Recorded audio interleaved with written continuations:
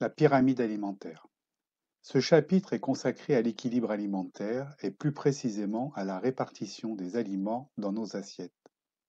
Cet équilibre est schématisé par la pyramide alimentaire que nous allons découvrir par la suite. Le premier message est simple. Une alimentation diversifiée est équilibrée. La diversité alimentaire permet de répondre à nos besoins qualitatifs en nutriments, vitamines et sels minéraux, et à nos besoins quantitatifs, les calories et le volume alimentaire. Aucun médicament n'est aussi efficace qu'une bonne alimentation. Cette affirmation permet de replacer l'alimentation comme un moyen de traitement, de prévention et de contrôle de nombreuses maladies chroniques, en particulier les maladies cardiovasculaires et métaboliques. Si notre alimentation n'est pas équilibrée, le traitement ne sera pas complet et les médicaments seront moins efficaces. Sur un plan général, le choix de notre alimentation participe à notre état de santé. C'est une arme thérapeutique très forte, au même titre que l'activité physique. Dans notre population, notre alimentation a beaucoup changé sur les 70 dernières années. Et l'on constate des déséquilibres alimentaires, en particulier un excès de calories par rapport à nos besoins, un excès de produits sucrés et de graisses animales. Le tout associé à une consommation trop élevée de sel. Le développement de la consommation des plats industriels, censés nous rendre service, sont en grande partie responsables de ces excès. À l'inverse, nous avons perdu l'habitude de manger des produits d'origine végétale, légumes verts, céréales et fruits. Les graisses végétales sont plus limitées dans notre consommation. Ces aliments ont souvent mauvaise réputation, sans raison objective. Il en est de même du poisson. Notre alimentation perd sa diversité. Revenons à l'essentiel. Nous mangeons pour couvrir nos besoins de base qui nous sont utiles pour notre survie, l'eau et l'énergie, et notre état de santé, vitamines, fibres par exemple. Mais nous mangeons aussi pour se faire plaisir. Nos choix alimentaires doivent couvrir l'ensemble de ces besoins. Le secret? La diversité fait l'équilibre alimentaire. Lorsque l'on mange diversifié, nous subvenons à nos besoins. Tout aliment est bon à manger, mais il faudra définir les quantités suffisantes et la fréquence des prises, pour le fromage par exemple.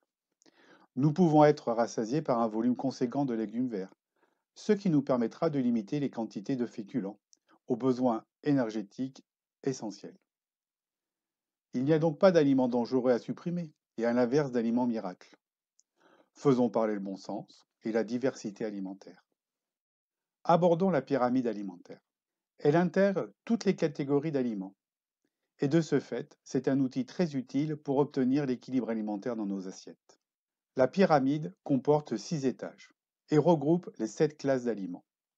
Sa construction permet de comprendre la répartition en priorité et en quantité des différents groupes d'aliments. Le premier étage est le socle. Il correspond à l'eau et les boissons dérivées, comme le café, le thé et les tisanes.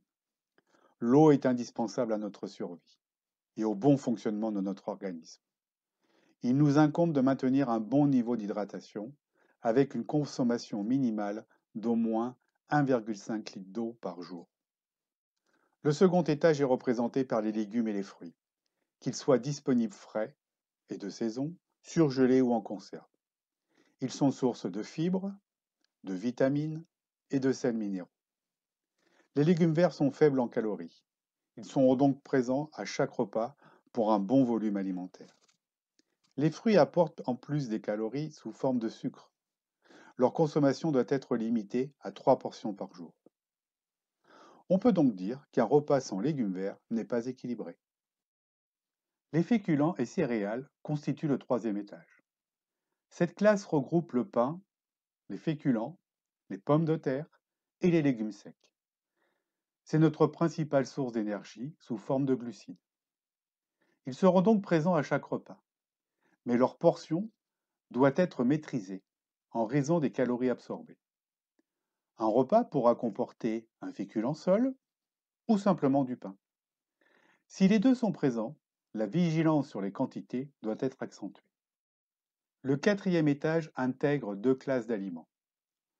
Commençons par les VPO, ou viande, poisson, œufs.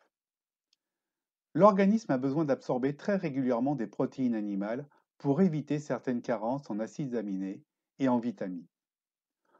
On ne peut donc se passer sans risque d'un apport de protéines animales. Cependant, comme l'indique la pyramide, les quantités seront à limiter en raison de leur association fréquente avec des graisses saturées. Par ailleurs, un repas sans viande, poisson ou œuf est tout à fait possible.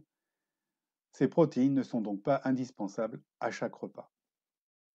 Sur ce même étage, on retrouve le lait et ses dérivés, les produits laitiers et le fromage. Ils sont sources de protéines animales, mais aussi de calcium, mais encore de graisses saturées. La consommation de lait et de produits laitiers est quotidienne. En revanche, il faudra être vigilant sur la fréquence et les quantités de fromage en raison de la concentration en graisse et du sel. Le cinquième étage est celui des matières grasses, riches en calories, source d'énergie et de vitamines. L'origine des matières grasses est double, animale et végétale. Leur pouvoir calorique élevé impose donc une consommation limitée en privilégiant les graisses végétales. Enfin, le dernier étage a un volume limité. Il intègre les produits sucrés.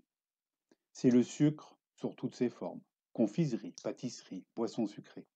Ils sont bien sûr source d'énergie, mais surtout de plaisir et d'agrément de nos fins de repas. Ils font partie de nos habitudes, en particulier dans les moments de partage et de convivialité. Ils seront donc à consommer de façon occasionnelle. À retenir.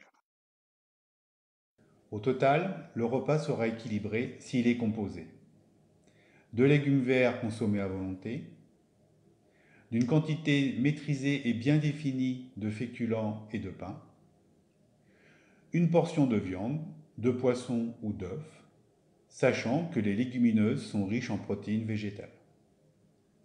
Les graisses végétales serviront à la cuisson ou à l'assaisonnement.